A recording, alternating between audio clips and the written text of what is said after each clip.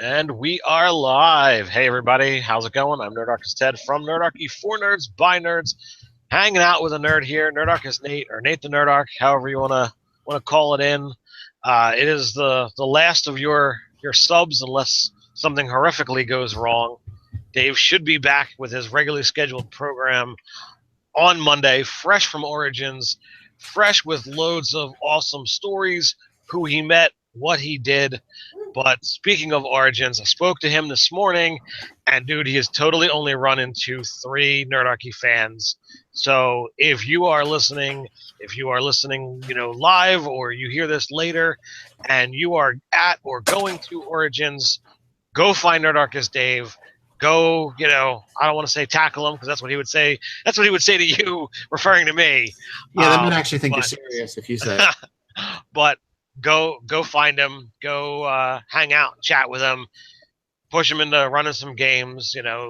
Get what kind of scoop and stories that he can share. But he totally wants to hang out with you guys, and he's kind of sad. Told him that today's Friday. This is when things tend to start kicking up as far as conventions really go. He's got all day today, all day tomorrow, and whatever he winds up doing on Sunday as well. So plenty of time for you guys to go find him, hang out with him, talk with him, whatever have you. So yeah, so there's the update that I have on what Dave's got going on with Origins. I'll allow him to tell his own stories when he gets back. Let's see. And I'd like to say thank you for everybody that's been a Patreon for the past month and going into July. I'm just getting the rewards all finished up for July, so they'll be ready to go after the new month starts. We usually give them out about like the 5th through the 7th, somewhere around there of the new month. 5th to the 8th is the norm. It depends upon when I have all the files for all the things, when Patreon has processed all of its rewards and what have you. So if you are a patron and you have any issues with getting rewards or whatever have you, you can reach out to us through Patreon. You can reach out to us through the Gmail account. That's nerdarchy@gmail.com. And yours truly, myself, will be more than happy to fix, solve, solution, whatever have you. I will get you the things that you so rightfully deserve. And so, I'd also like to thank everybody who's helped us out with the GoFundMe Nerdarchy to get us to LA, since Ted and Dave are going to be on Geek and Sundry's GM tips with Satine Phoenix. We are looking to get out there and have some fun. Not only get to do this recording, but hang out with some of you West Coasters as well, because Nerdarchy has done so much over here, and Dave is representing Nerdarchy in Ohio, so that's somewhat in the western direction, but we have not done anything as Nerdarchy anywhere outside of the tri-state area. So we want, before this past weekend anyway, so we want to do stuff out that way. So yay. Yeah, so for everyone that's helped us, thank you for your support. It's really meant a lot to us. So I'm getting it. Indeed. So I will throw this out there.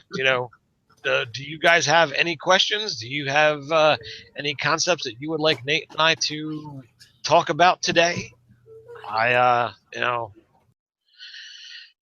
We've kind of got this set about talking nerdy. Do we want to get into more world building with the Chimes of Discordia? Do you want to hear more about what's going on with that? Do you want us to talk about board games, other things? We can go in any kind of direction. We got this time slated, and we've got 22 people currently watching. So what do you guys want to say? What do you guys want us to talk about? What do you want us to rap about, if you will? Not that we will in any way, shape, or form rap. Yeah, that's the extent that I'm doing right now.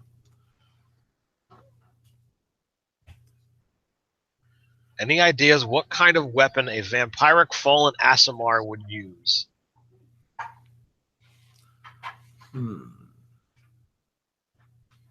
don't know. I see vampires as sword wielders. So, like, if they're not going to use their claws, they would typically have you know, a fancy blade. That's just me, though. Some people see them as like small swords or daggers, but you know, daggers are just about the same damage as their claws, so why bother?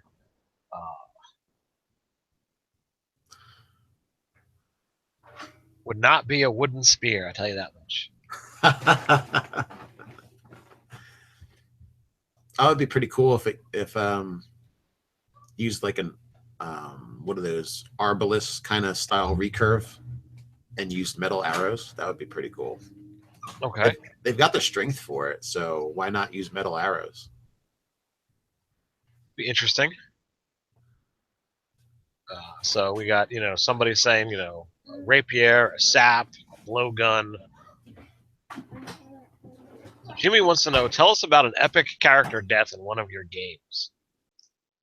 Have we had any epic character deaths?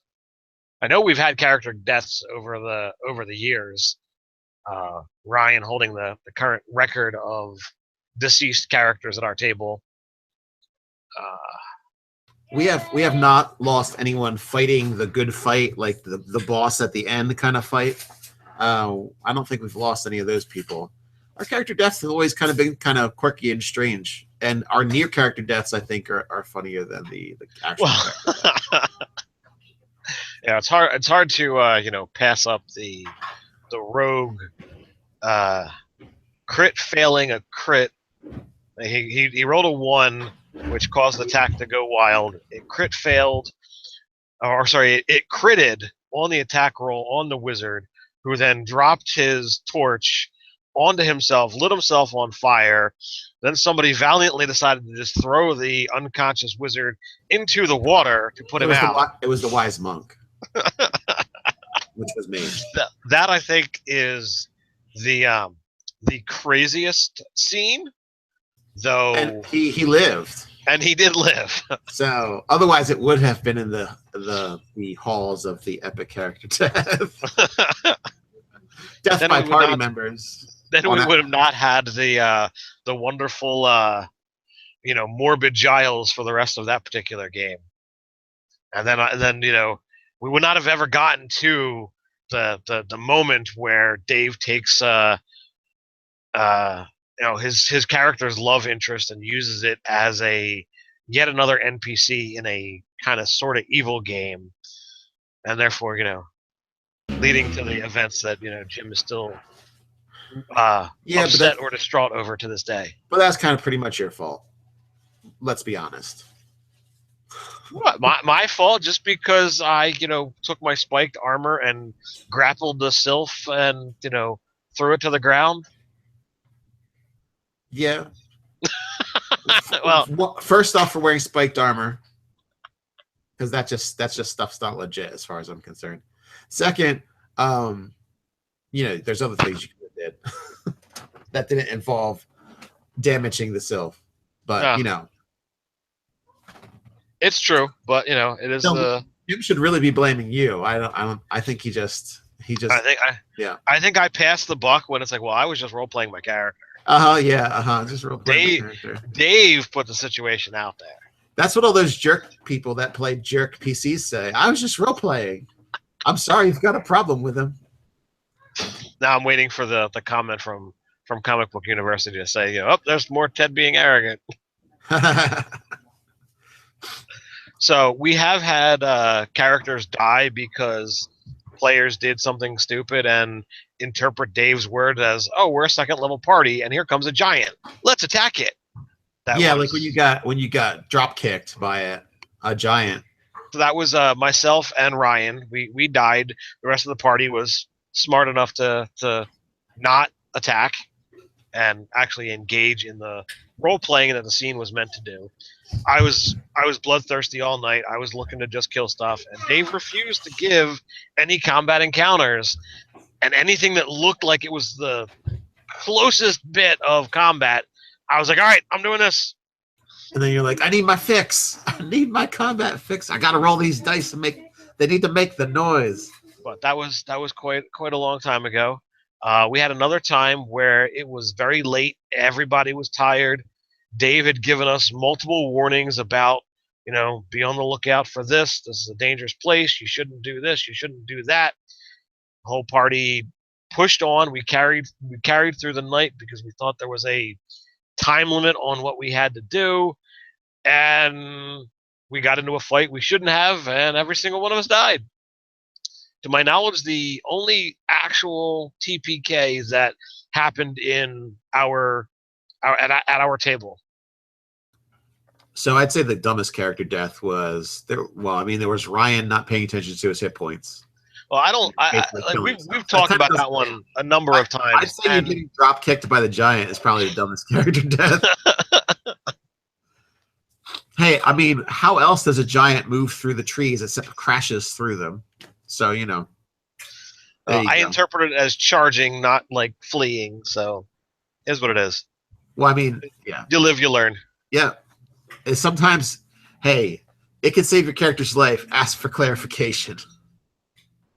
It's true. One sentence can make the difference between you getting mutilated or killing the whole party by attacking something that gets angry instead of what it was going to do. It's true. I 100% agree with you. Okay, do you guys agree or disagree that D&D has kind of hogged the spotlight in general? Do you mean like out of all the different types of RPG games you could play? This is from Armored Anathema. Not Unarmored Mage?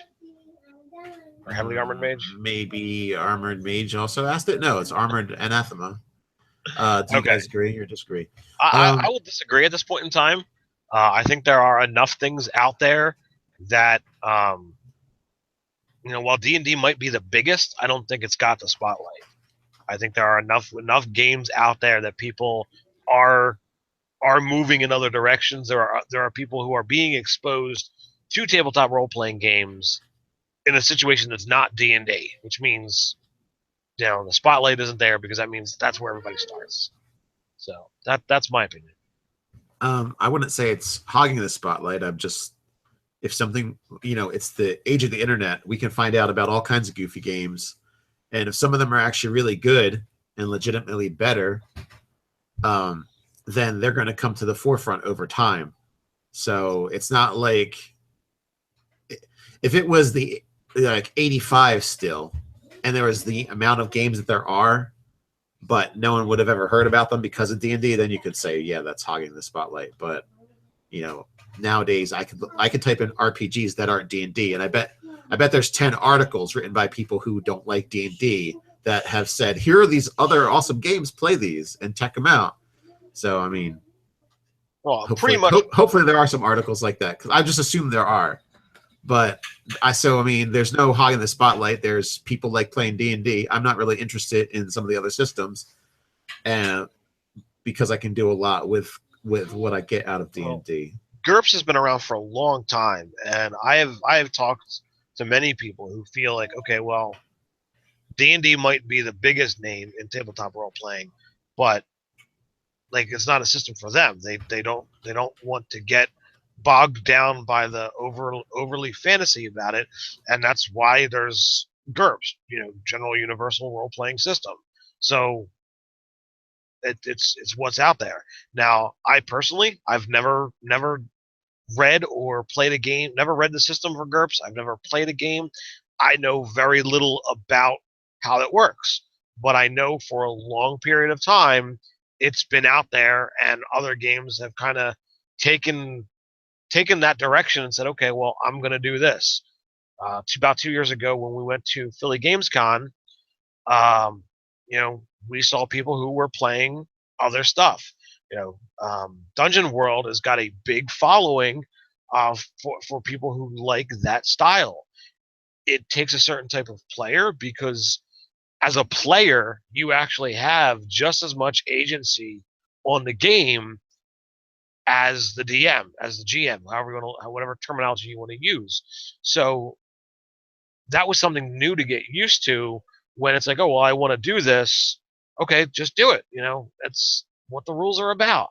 And that's where I got, seriously exposed to really granting players agency in a world while the game is going, not behind the scenes saying, oh, what do you want to do? How can I guide this, direct that? No, it's, you want to insert a scene? insert scene. And then that's. Go ahead. Speaking about that, Charles Cole wanted to know what takes priority in our games, the rules as written or the spirit of the game ruling for a DM. So I think that kind of goes along with what you're talking about. I think a spirit of the game goes over top of rules as written. But when it messes up, I've seen it where it messes up the entire strategy of somebody's character because the DM's interpretation is more of a different tilt than what the rules as written state. So, that's kind of almost like homebrewing a little bit, which kind of can come into conflict. But I would say overall, I would go with the spirit of the game ruling if I didn't have something clear cut to draw on from the rules as written.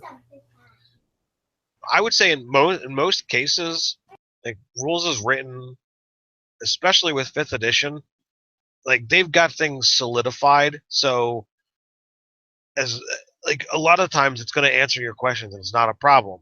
There's people who want to say, oh, well, what happens if I combine, barbarian, monk, and dragon origin sorcerer, because they all have, AC things. And in the early days of 5th edition, it's like, oh, this is going to be fantastic.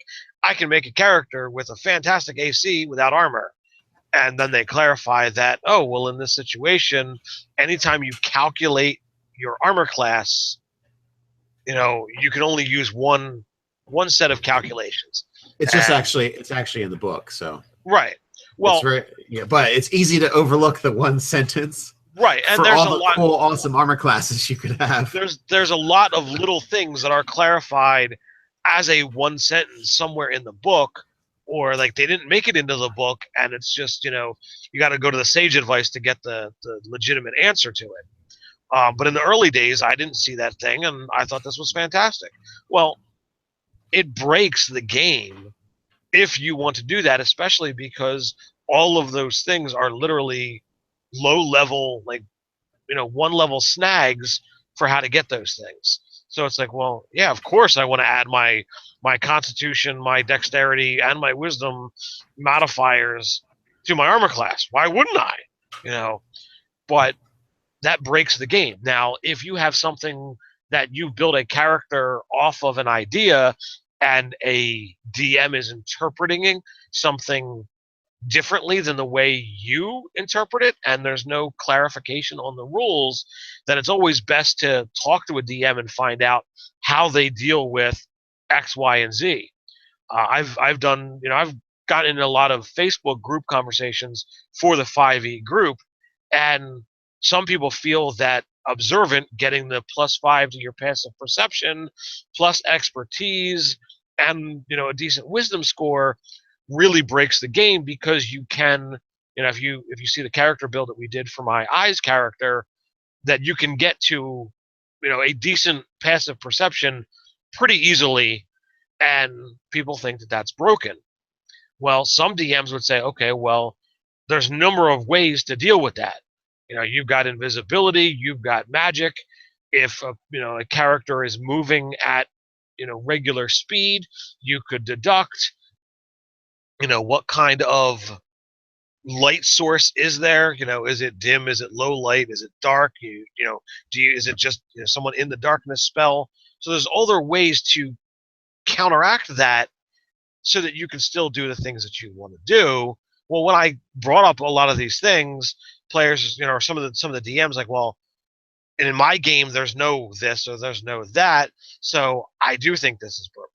So depending upon how you want to make your character, how you're looking at the rules, I would always make sure that you're aware of how your DM is running certain things if you're really building a specific set of, character focus, I guess you could say. All right, we have just the letter C. What is your guys' alignment in real life? I like to think that I probably bounce between neutral good and chaotic good. Well, Ted, I'm going to say, sure, I think that's legitimate. I'm lawful good, and I would love to be a chaotic good.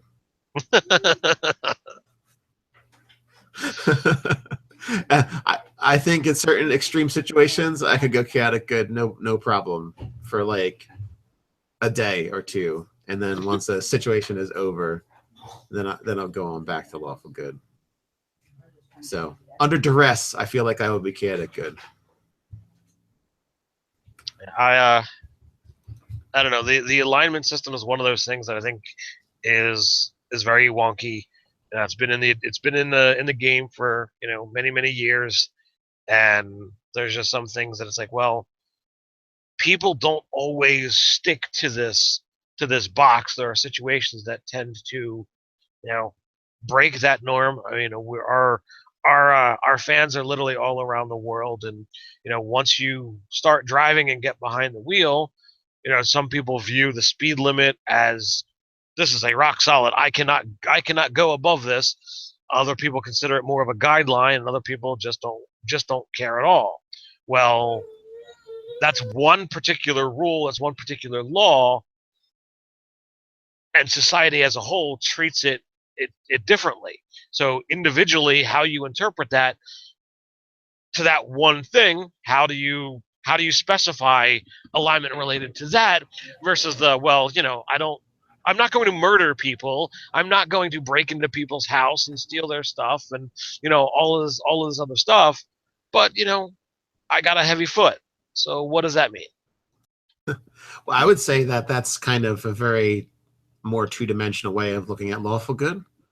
I would say that if everyone breaks the speed limit, it's almost the listed speed limit actually isn't the true speed limit. And if you're going to, not that I say go over the speed limit, but what I'm saying is I believe there's been studies that if you actually go the speed limit and everyone else is going 20 miles over the speed limit, you are actually creating a danger. That's just my perception, and I think I read a study on it, but don't quote me on that. So in essence, that action, there are studies on it. In essence, that action becomes neither ordered nor good because you're actually the chaotic element in that, even though you're following a rule. So similarly, if there's situations in which, and it's more being lawful is not just necessarily following a written law. There's an order and a direction of building up something rather than disorder or dismantling. So that's my thing about that speed limit thing. So I would say just breaking a law doesn't make you not lawful. I know it sounds weird. I know that sounds weird, but in the alignment definition of lawful, just breaking a rule does not mean you're not lawful anymore. Right. So it's not some kind of absolutist thing. So then I will say that I am across the top of the charts. I'm lawful good, neutral good, chaotic good, depending upon certain circumstances. You don't really know exactly where you lie in that, but you're somewhere there. So if you want to use 4th edition standards, I'm good. So we had a question come in, and it's scrolling away here, from Mitchell Jacobs. Do you find it hard to play an evil character? So how many evil characters have you played, Nate? I have played 2 evil characters, and in the one, at least 2, but I'm only remembering 2 right now. So I had 2 evil characters. One of them was Arcanatherax, which was a Beholder Archmage. And he was that overarching evil, like he's a beholder. So, everybody's who's not him can just die. Well, all right, let's back that up just a touch. This particular game was run by, an awesome game master that we were friends with, and the idea was he had the adventuring party was a group of really powerful, like epic level characters, and our goal was to go take over this entire plane of existence. This world was supposed to be ours. Yeah, and the world was like half fought over already. So there was almost a line around the equator of like trying to grasp the entirety of the world by fighting. So we were doing different missions as these epic level evil characters. And this overlord kind of had sway over us. It was like a godlike being. probably the God of War or something like that. I don't remember the exact thing, but yeah, basically we were all kind of bound together. We still didn't like, some of us didn't like each other. We were all bound together in this task that needed to be accomplished, or we would probably have our minds liquidated and our bodies disintegrated. So it was kind of like under pain of annihilation.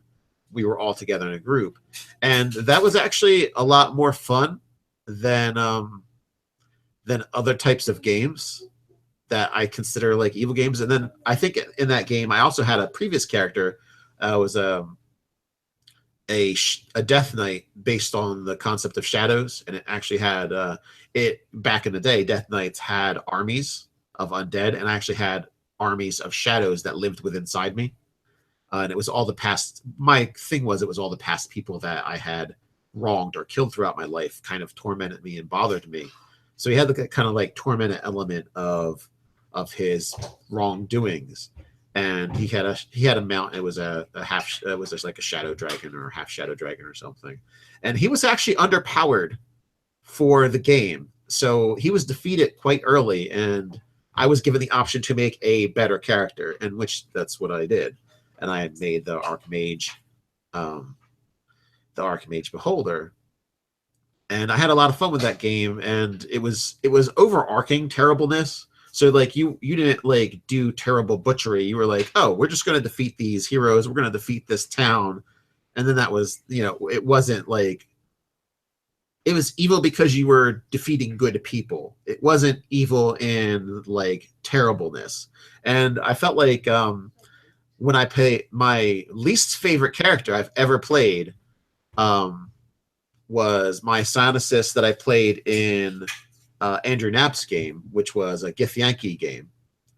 And it was, you were evil and you were in a military.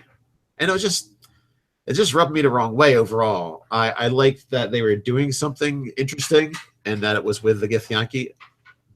But overall, I just didn't like that game. I don't like playing evil characters. I think it's like counterintuitive to what the game is actually supposed to be used for.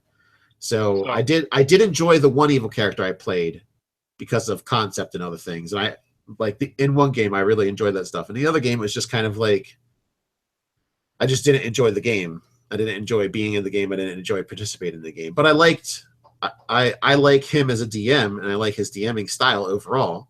It's just I just don't like playing evil games. I think they're kind of overall. All right, so there's a couple different points to make on that. Number one, the Githyanki game that Andrew Knapp ran, I really enjoyed it, but mainly because I stayed away from the major element of the game being PvP, and that's mainly because I don't like player on player. I think there's enough things that can happen in a game that the DM puts before you that seeking out violence against other players is a problem. Now, there's people that totally dig it. There's people that totally get behind it, and that's fine. If that's your style, all the better. Go have fun. Go have fun the way you want to have fun. Now, in the first game that Nate was talking about, where we were in Conquest, I'd love to get back in and do that kind of game again, because there's a lot of things that, again, I, as a player in my youth, I made some wrong choices, and it totally guided the story. And it's like, well, I needed to do something else. I needed to do things differently, because I broke the character, not mechanically, but I made choices that were wrong for what the character would have done because of like story concepts and what have you. So when it comes to playing an evil character, it can be hard based on what the actual nature of the game is. If you're playing a selfish character in a group of heroes and you're the only evil character, it's not so hard to do. There's ways to stay linked to the game.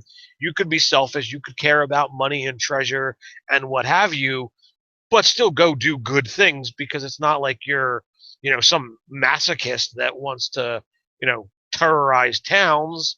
No, you're just neutral evil, and you care about making sure that you're set up and that your things are covered. All's happy and great. oh, you're lawful evil and you really want to twist and see what you can get away with, well, that's fun, and that's generally okay within a lot of typical parties.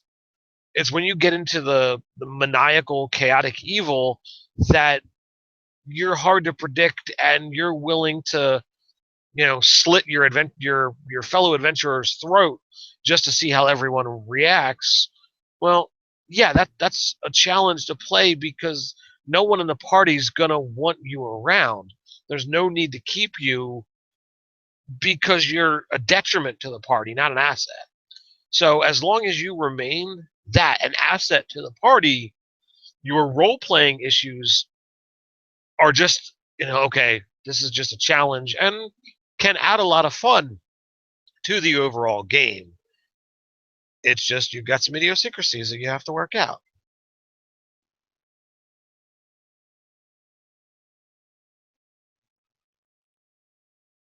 So Nate's still muted. Let's see. Do we have anything else going on in the questions?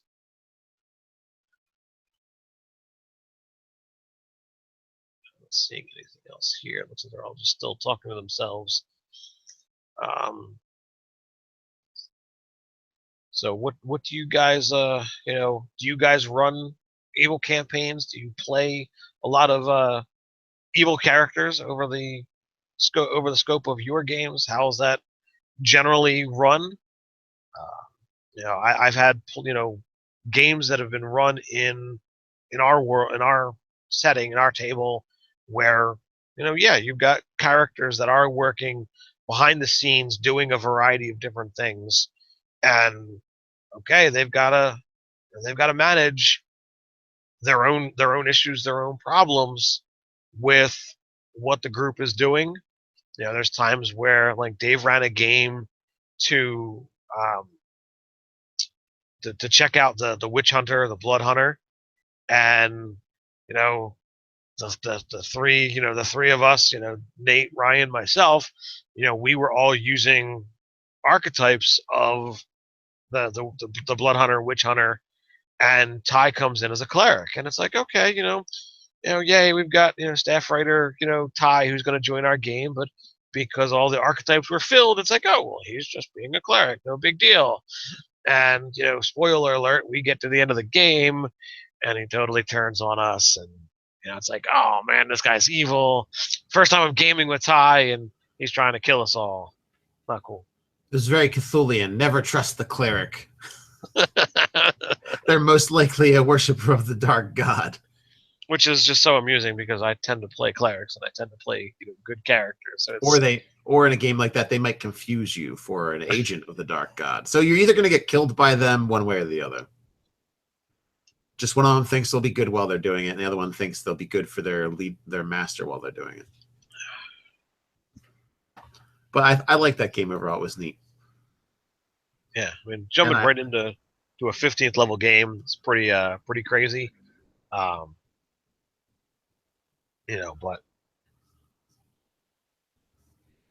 Kurt asks if you could each recommend one fiction book or series from which to take concepts of or inspirations for D&D, what would you recommend and why?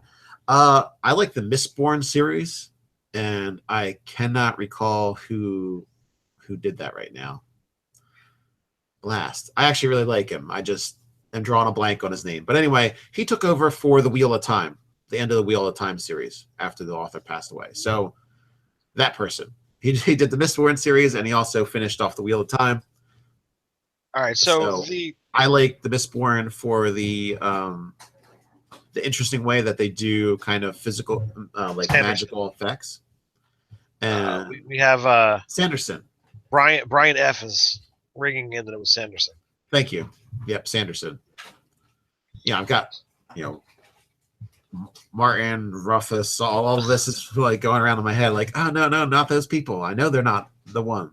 Yeah. So the Mistborn had an interesting way of, it was called allomancy, and it was based off of the different metals that you either consumed or wore, and that gave you the ability to interact in the physical world in a particular way, like jump higher, launch metal objects, all that kind of stuff. It's pretty interesting. You're basically using the Force, huh? No. Not at all, Ted. Just because somebody goes like this and something moves has nothing to do with the Force.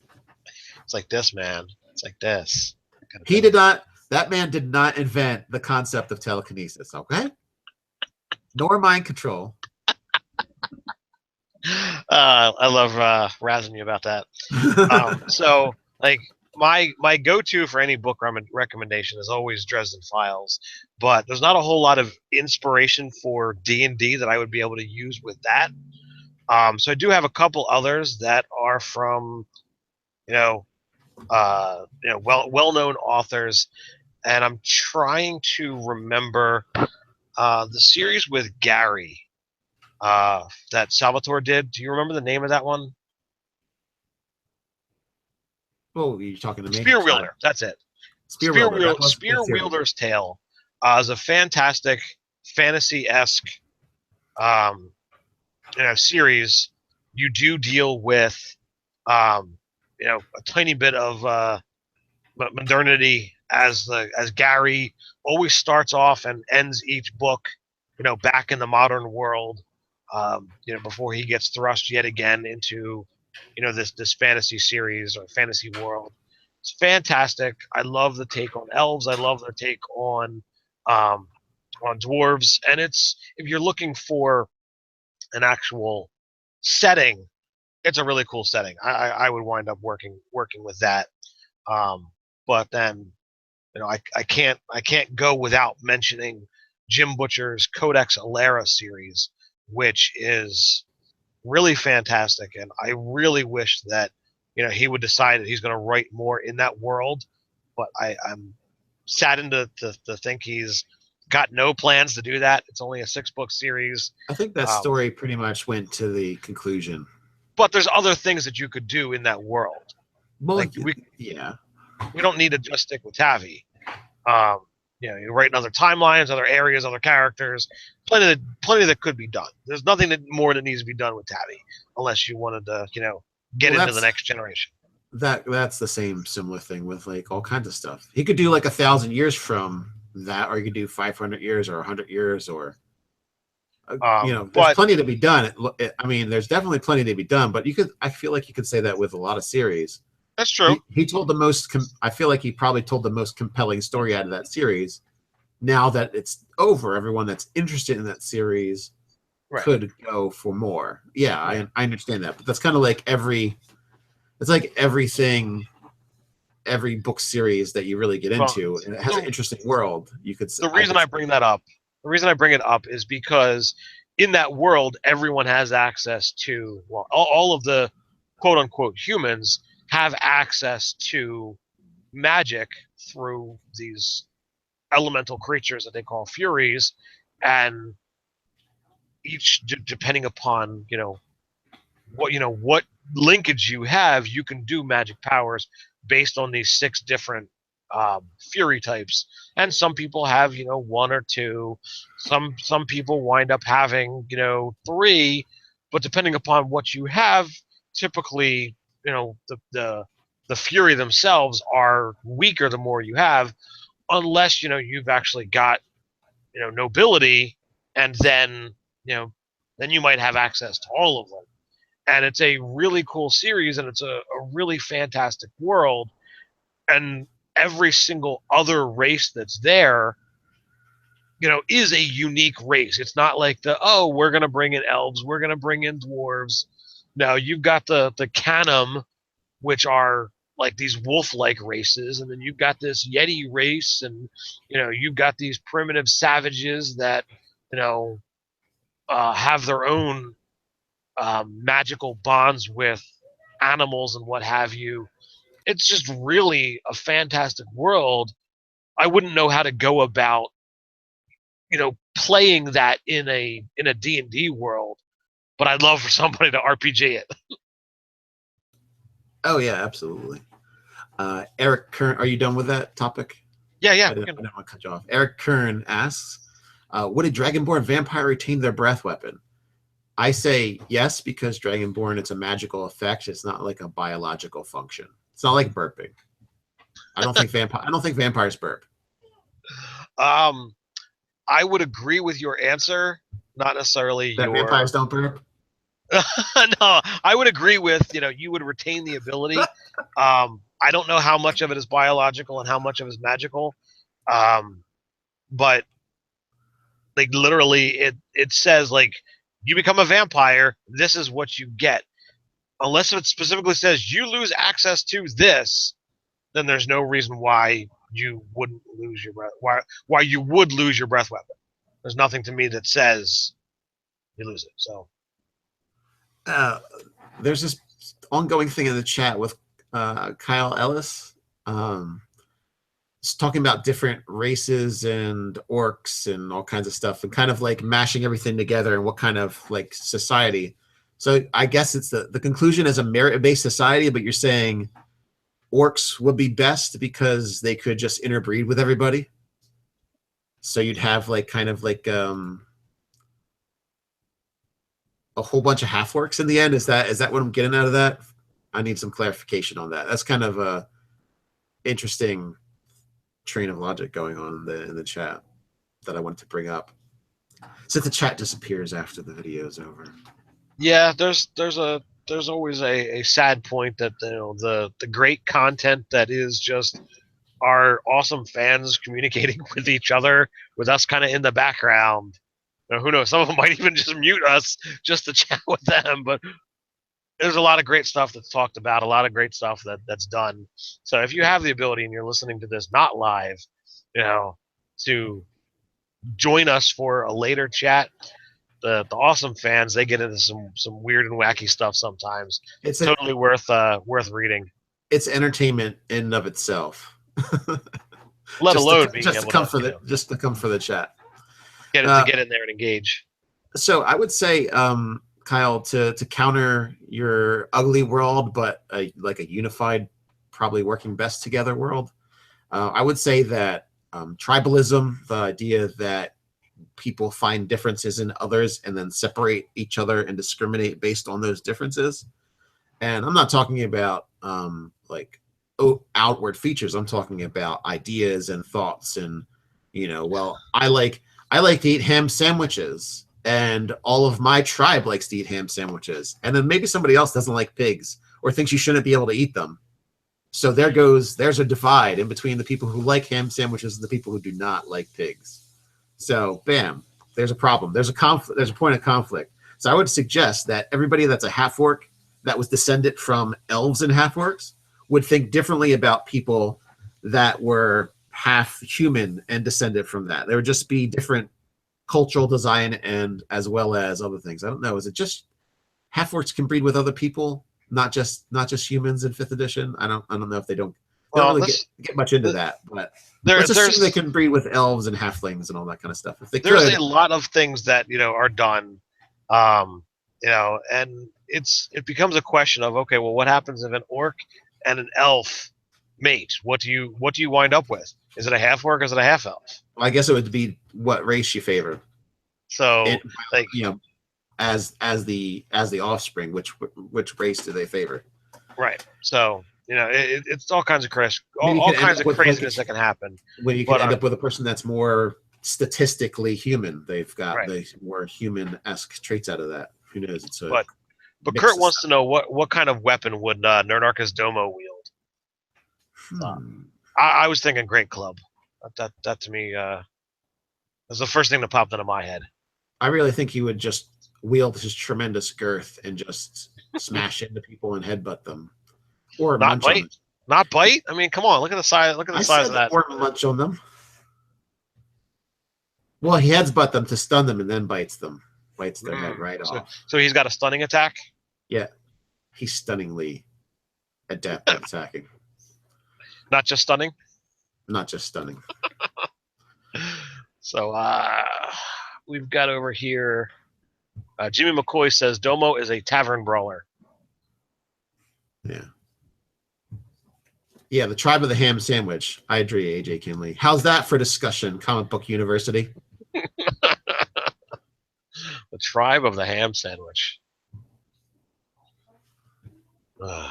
So, any other questions out there? Oh, there's always questions out there. So Zrift Gaming says, I did see a stream game where there was a half-orc, half-elf. Michael Jacobs says he's too squishy. He would have some stupid legendary weapon that crushes mountains or something like that.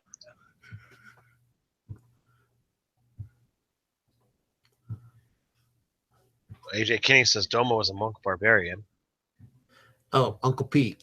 Uncle Peter, how long do you plan on running your Griffin Gaff for? Oh, I believe these games are planning to run till level 20.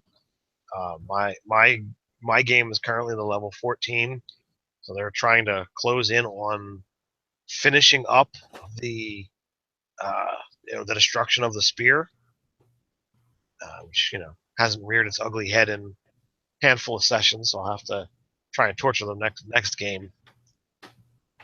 But eventually, they're gonna find a way to have that spear put to an end and deal with the different threats that are out there. And they're talking about wanting to actually travel into the Hells itself and go slay the demon lord.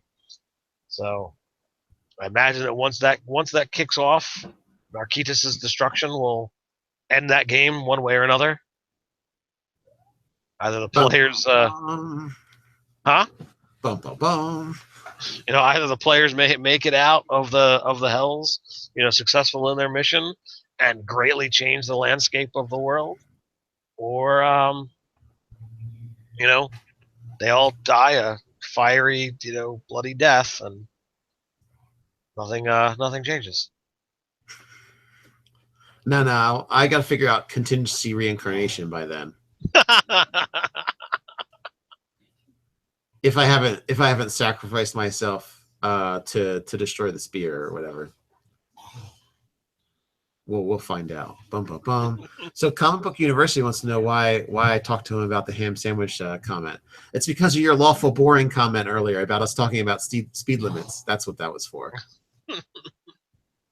I mean, I could talk real world politics and real world issues, but I also am not interested in alienating at least 25% of the people that are in this chat and in the discussion. So, including me, and including probably Ted and Dave, who might be listening.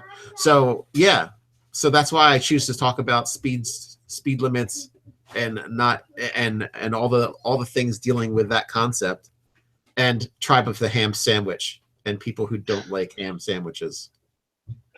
All right, so again, I will throw out there that we are approaching the end of this, and we've sadly actually managed to float through the fact that we haven't done a roll call. So Nate's going to have to wind up reading that off. But today is my son's last day of school, so I will be bouncing in the next 3 to 5 minutes. So last questions for Ted. Roll call. Last questions for Ted. Call, all that kind of stuff. Funness.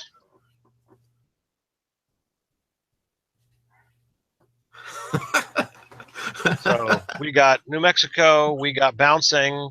Bounce away, Ted. I am now Kyle Ellis's favorite YouTuber. Thank you very much. Nice. As long as I'm someone's favorite YouTuber, then my mission has been accomplished. We got Utah, Fort Lauderdale, Cookeville. Dave has a weird head. Canadian Arctic, Michigan, Seattle, upstate New York, Toronto, Duluth, Georgia. Heavy Armored Mages in Ohio. Are you going out to Origins? Are you going to go hang out with Dave? We got Central Florida, Westcliff, UK, British Columbia, Boston, Washington, Nate's an Extremist, Texas, Orlando, Florida. There's more to that. The blue shift is ham sandwiches and the red shift is real world politics. We got Dark in Richmond, Indiana. Beautiful Ventura, California. Hall of Justice. You've done that one before, Bill. You're slipping. Jacksonville, Florida. Sweden, California. Hey, all you California people, email us. You guys going to try and hang out with us when we make it out to the West Coast next month? We got Dallas, Texas, Michigan. Dave is a warmonger. So, man, Dave is getting around. He's different places. He's got places named for him. Wherever Dave is a warmonger is from. I don't know the geographical location of that, but Yeah, well, it's probably left of Hall of Justice. Left of the Hall of Justice. We got to vote for ham sandwich for president. Nice. I'm not going to comment any more than that because Hey, I know I'll get 2020. in trouble. Anything could happen.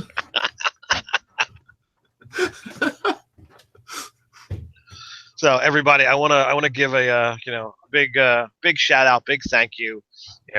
You guys are still tuned in with us this week, and it's been awesome. Nate and I hanging out with you guys. It's been really enjoyable. We're looking at over 50 viewers on average on each one of these things. It's just awesome to be a part of this community and do all this fun stuff. Can't do it all the time. I'd love to do so, but unfortunately, bills have to get paid, and therefore that means a regular job has to actually get worked on a regular basis. So thank you guys for hanging out with us. You guys are awesome. I'm gonna bounce. Let Nate take it away and do his typical thing and hang out with as long as he's gonna do so. But unfortunately, it's that last day of school. It's that kid not wanting to be left alone as a 9-year-old at school. So until next time, guys, stay nerdy. I'm out. See you, Ted. All right, we have a few more questions. John Brogan wanted to know when Ted and Dave's going to have their games post the next session. You know what? With Dave over in Origins and all the other stuff going on, I am sure that the game sessions kind of take a while to edit, because he's got to figure out if there's a stop, if there's like a lull where, there's a rules clarification for 10 minutes that we didn't need to include. I don't know if he actually gets rid of that stuff, but he might now. But he just kind of, that's going to get cut up and put online when he gets to it. So I'm going to say probably next weekend is when the next gaming sessions are going to be posted for that. For Dave's game, I don't know when the last time they played Dave's game was. So I think there's going to be issues with when that's actually going to come out. I don't know when that's going to go out. I don't know if he's got something in the queue that he has not edited yet, or if he's got to wait to actually play the next session.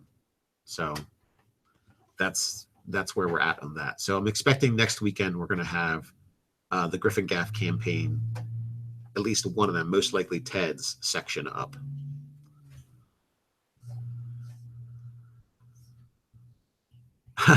Ted is gone. Quick, Nate, talk politics. No. I said no. Any news on your running games? Oh, yes. As far as my pay-to-play games, I'm still getting enough interest together. So sorry for those people who have already emailed me out. Emailed me, and I emailed them back. If I have not emailed you back, then you can email me at Nate the Nerdarch @gmail. There, I'm going to put it in the chat as well. But it's basically Nerdarchy without the Y on the end is how you spell Nerdarch. So it's Nate the Nerdarch @gmail.com. And you can get in contact with me. Maybe I missed something. Maybe it's just been a while and you want to say, like, hey, what's going on with the games? But I have not gained enough interest in any one to be able to move forward with that. So that's where we're at currently. Star Wars games. Sean Jones wants to know about any more Star Wars games. I believe Scott is going to be running a non-canon game for us at Nerdarchy home base. And I don't know when that's starting. Probably in the next month is when that's starting. But I'd say come back and check later to see where the date is. But yeah, it's going to be probably within the next month. Scott's going to start a non-canon Star Wars game.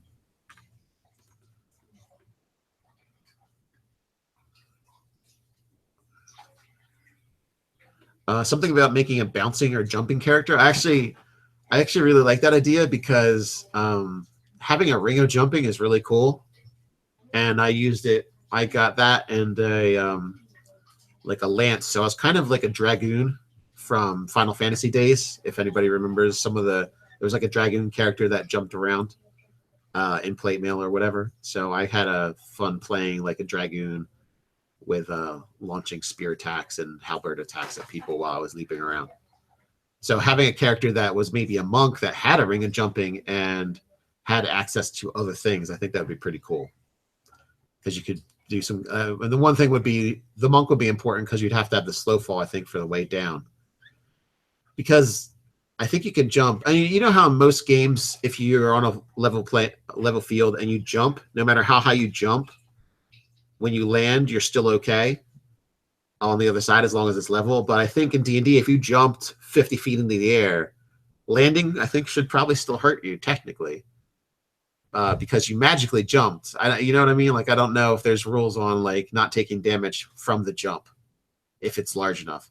I know we run into these issues where D&D doesn't cover when you move, like with our fastest character alive video, which probably should have been called faster than a locomotive rather than faster than a speeding bullet, because we didn't actually break the sound barrier nor go as fast as a bullet. But we did make an incredibly fast character that would probably break their bones trying to go that fast and then stop or change directions.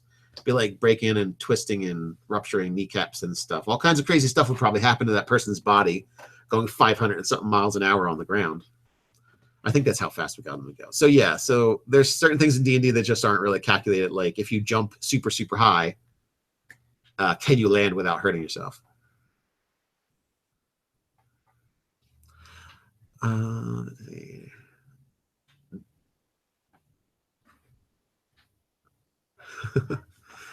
Dalen Johnson, Dave likes to hold back magic items. Ted rewards them. What is my style of item rewards? Magic item rewards. Okay, so I tend to give out magic items that have express purposes as if they were made for somebody or by somebody for a certain task. So I tend to make up unique magic items rather than giving out like +1 swords and things. Now, some of the swords I give out or items that do damage can be considered +1s, or they might just be considered magic items. But I tend to give out quirky things.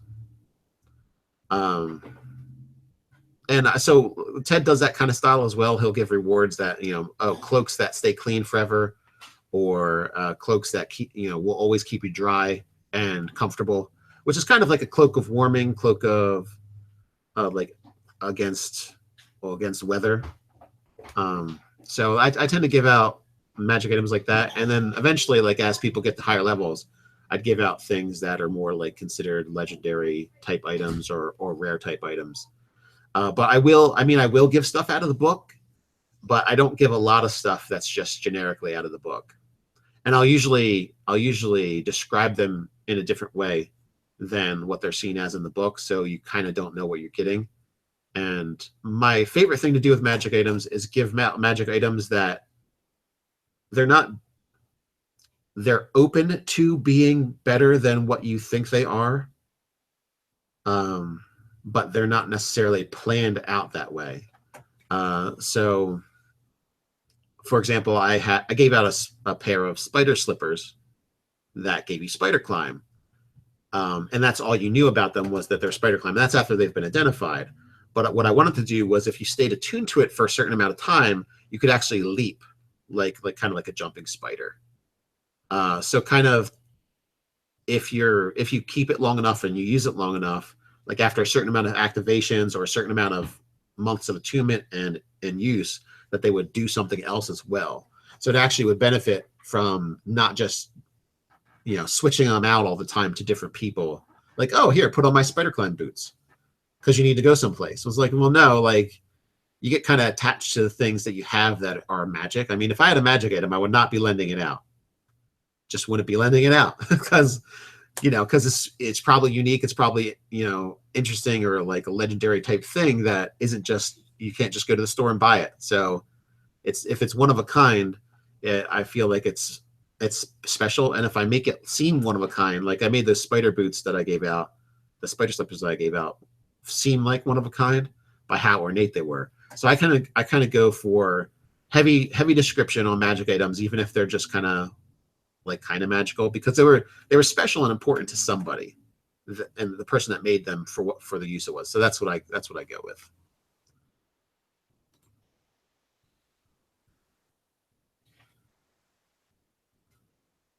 How do you feel about West March style games with rotating characters? I have not watched enough to see how that dynamic all works out, but I have played in a few games before where we had characters coming in and out.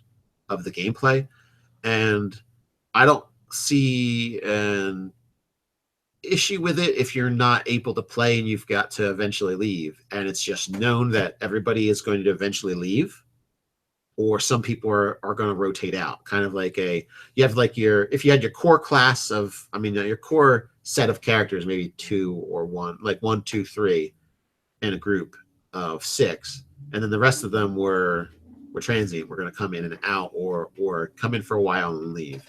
And that kind of gives you a lot of opportunities, because it changes the dynamic every time that you have new people come in. And I like that aspect, especially if you're going to be watching it. It's nice to see how the characters interact with the different people.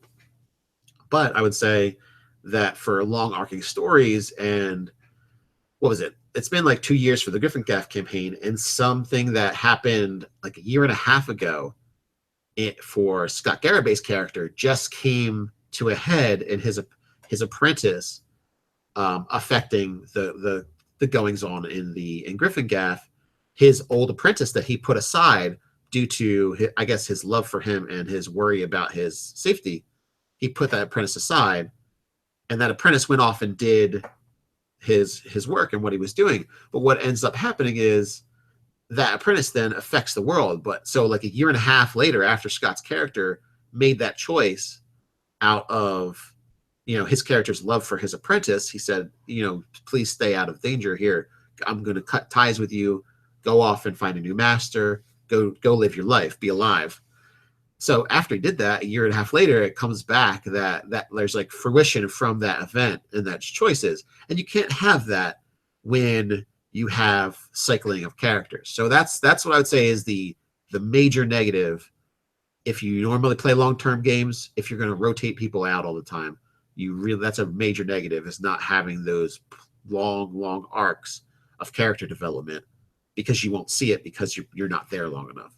So again, I don't know the exact standard for what the West Marches do, but I'm saying if you rotate characters out over time, if you don't give them enough face time, you kind of lose that ability to have those long arcs for character development.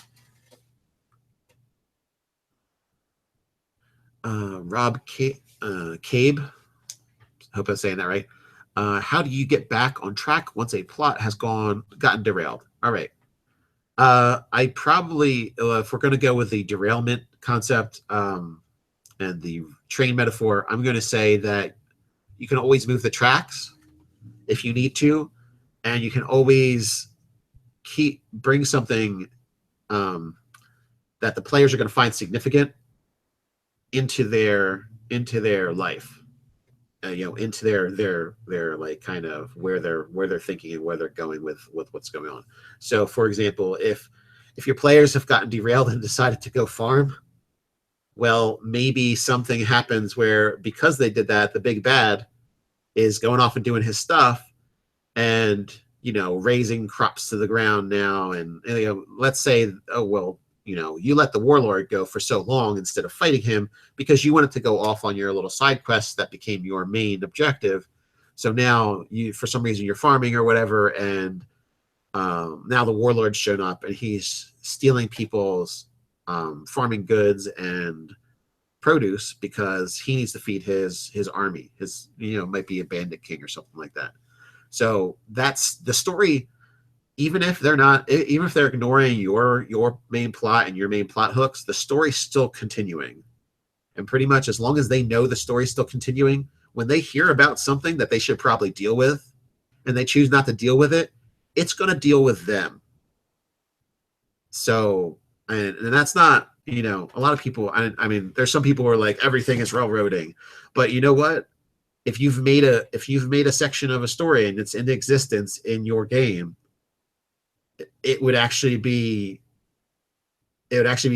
wrong to not initiate the plan and have it go on and kind of try and weave the players back into that story, because otherwise you kind of have to just drop it. And then, maybe 6 months later, after they've been goofing off for a while, they go like, whatever happened to that imminent danger that was supposed to happen? Oh, well, I dropped it because you guys were off goofing off, so I didn't want to disrupt your goofing off or whatever. So it's like, if they want to play a goofing off game, well, you can still have those story elements weaved back into it. But that's what I say. Basically, if they ignore the story, eventually something's going to happen that they can't ignore that story anymore, that part of the story anymore.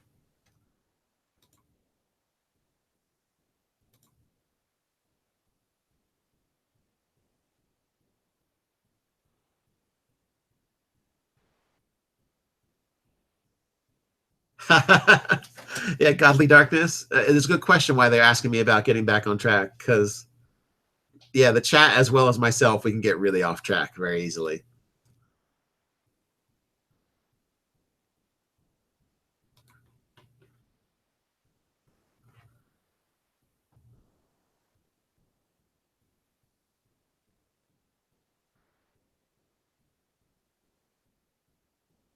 Okay, there's something going on in the chat with Trash. I'm trying to find questions throughout this trash chat. Yeah, Poison. I kind of go along with it, throwing out different story paths, and usually I have ways of those story paths linking towards something. But a lot of times the players just change what's happening based on that story path. So in the end, it's kind of difficult to know how the players are going to go down this trail. So it's what ends up happening is I've got this mainline story that's going to be told, and the players go like this, and sometimes they go way off what I would consider the path of the storyline, and the really the timeline, I would say. So the timeline of all the things that are going to occur, they can push it, they can rip stuff off the timeline, they can add stuff to the timeline. They can push stuff further back or accelerate certain things based on their choices. But in the end, like, a powerful person is trying to move the world in a direction. So if someone's trying to take over the region, unless you stop that person from having access to power to be able to do it, or change their perception on what they should be doing, which is probably harder than removing their access to power. But until you basically make it impossible for that person to take over the region, or set into motion a series of events that will make it impossible or improbable that he will succeed, that's what I mean by the timeline. Like, this person in 10 years will take over the kingdom unless someone prevents him from doing it. So the players are going to have all these opportunities to alter that timeline so that they either shove that back, accelerate it, through errors or through not understanding what actually will help, or removing that person from the timeline of trying to take over the region. So it's kind of that the concept of the progress of time, like time marches forward, and all the people's choices add up to the NPCs that I've created, as well as the people in the game. All those choices add up to what that timeline looks like in the end. So the major people and events along that timeline, the players can disrupt it and change it. But if they ignore it and they just go this way, well, what else is stopping that timeline from progressing? Nothing. So when they come back in 5 years, they're like, oh my gosh, this place is terrible. This guy's almost taken over everything. I was like, well, that's because you guys decided to goof off and do other things that weren't going to alter the path of, or wasn't going to alter that event enough. So there's that. Well, I've got to actually get going. Let me know what you think in the comments below. And if you'd like to see other things, or you'd have suggestions for guests you'd like to have on, you can either email us or you can put that in the comments below as well. And thank you, everybody. It's been a wonderful chat. And I've really enjoyed it. And also, if you'd like to have just more general chats like this, let us know about that as well. Because I know Dave has been getting different guests on, but between planning for Origins and everything like that, he does not have a lot of allotted slots right now. So we are, I believe, looking for some more guests and getting more things set up that way. So again, thank you for everybody that's helped with the GoFundMe, and thank you for people who have signed up for Patreon. And if you cannot, if you cannot help, or if you've already helped, please, if you can help by sharing that link, that would help us as well. And that's all found in the description below. Till next time, stay nerdy.